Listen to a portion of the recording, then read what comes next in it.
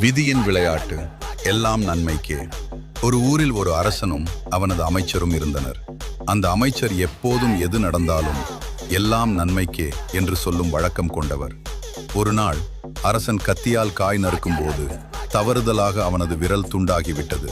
இரத்தம் கொட்டியது. இதை பார்த்த அமைச்சர், அரசே, கவலைப்படாதீர்கள், இதுவும் நன்மைக்கே என்றார். கோபமடைந்த அரசன், என் விரல் போனது உனக்கு நன்மையாக தெரிகிறதா என்று கேட்டு அமைச்சரை உடனே சிறையில் அடைக்க உத்தரவிட்டார். சிறைக்கு செல்லும் போதும் அமைச்சர் சிரித்துக்கொண்டே, இதுவும் நன்மைக்கே என்று சொல்லிவிட்டு சென்றார். சில நாட்கள் கழித்து அரசன் காட்டிற்கு வேட்டையாடச் சென்றார். அப்போது அங்கிருந்த பழங்குடியினர் அரசனை பிடித்துச் சென்றனர்.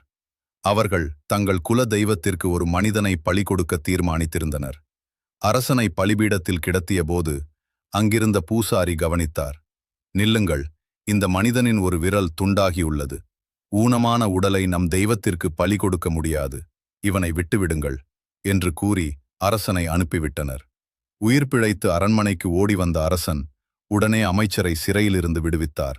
அமைச்சரே, அன்று என் விரல் துண்டானது நன்மைக்கே என்பது இன்று எனக்கு புரிந்துவிட்டது. இல்லையென்றால் நான் இன்று உயிரோடு இருந்திருக்க மாட்டேன். ஆனால் உங்களை நான் சிறையில் அடைத்ததும் நன்மைக்கே என்று சொன்னீர்களே, அது எப்படி என்று கேட்டார்.